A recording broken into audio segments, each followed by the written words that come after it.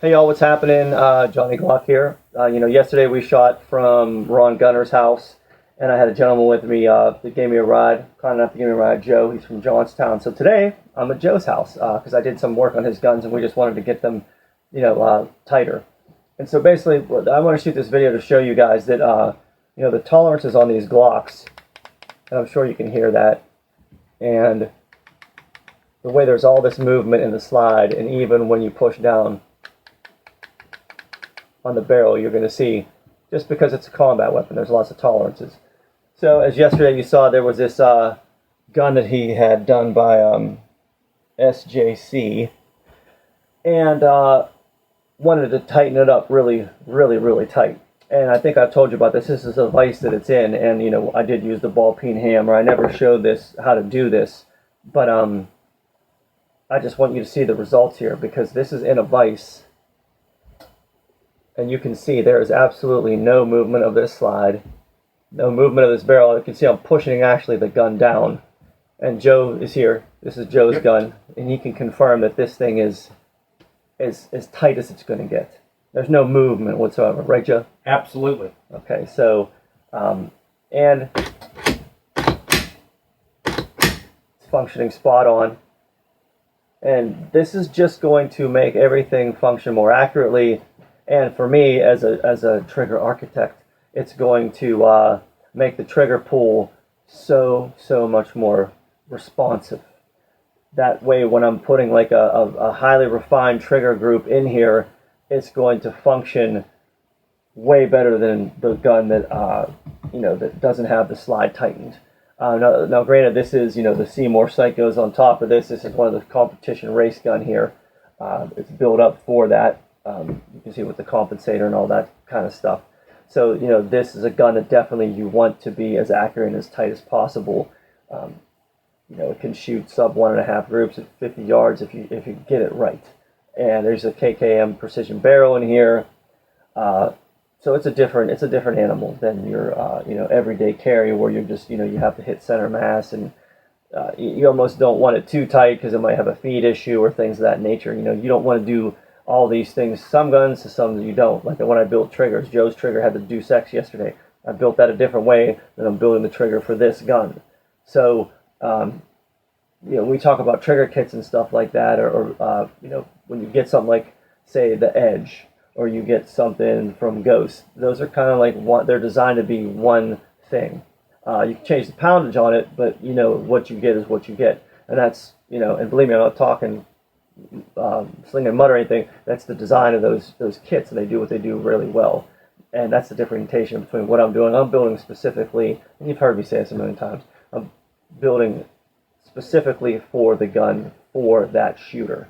So here we go. Here's the shooter. I know what he wants, but we have to get the gun to do what we want it to, what he wants it to do, to be completely precise. And then the trigger group goes in that way. And everyone thinks just because I do triggers, I don't do anything else. I do anything you can do to a Glock, I'll do to a Glock. I have plenty of people to do slide work, and I do a lot of stippling and all that stuff. Like I said, I'm coming out with a flat face trigger shoe. It's going to be adjustable. It's going to be awesome. Actually coming out with a new connector with a totally different angle to deal with reset things. And it's just going to be some really nice stuff here. We're hoping to have it out by SHOT Show. I'm actually working with a company called Gulf Coast Precision here in Florida, in Venice. So this was a video, like I said, I wanted to show you this, and basically this is anvil vise right here. We have a chunk of steel, and you can't see it, but I have marked here and here where the tabs to this gun are inside of it. So there's your tab there. There's your tab there.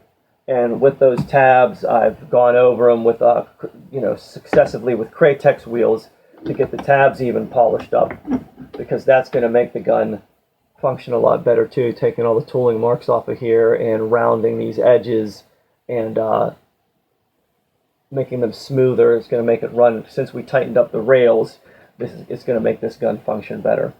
But let's see. I'll put this slide right here, and then, Joe, can you just hold this down a little bit so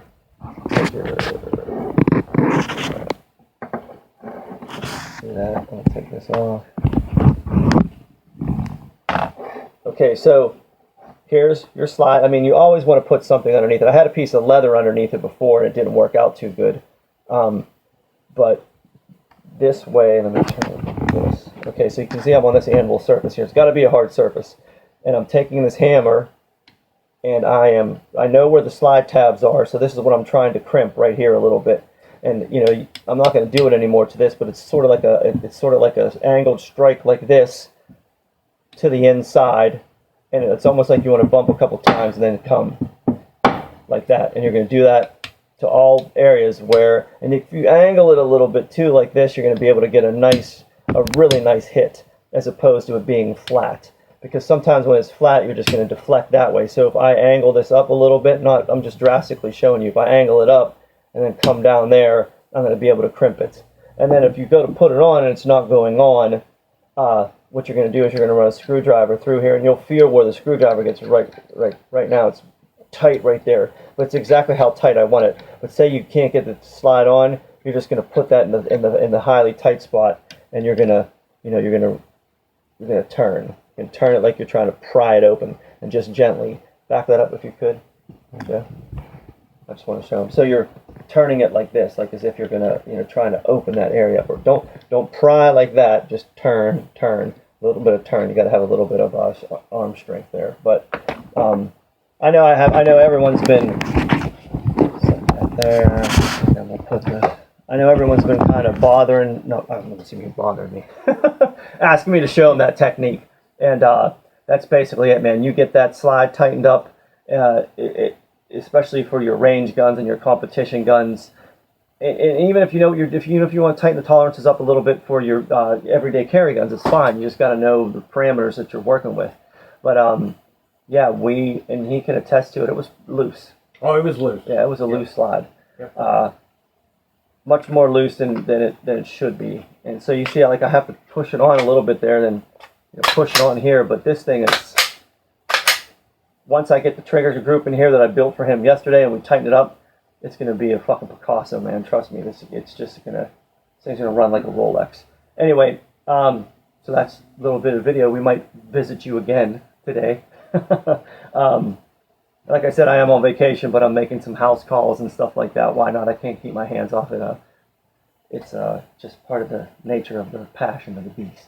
Anyway, Johnny Glocks, www.johnnyglocks.com, 941-376-4383. And remember, you have to call me to get something, and I don't bite. And don't be like intimidated to call me. Just give me a call, man. We'll have a good conversation. And get Johnny Glocks at gmail.com is the email. Like I said, you have to call. I don't have a click and buy store because what I'm doing is it's different than just a kit, just a standalone kit that you have to adjust. I do all that stuff for you, and I build it exactly how you want. So, adios. Might see you a little bit later. Have a great day. Take care.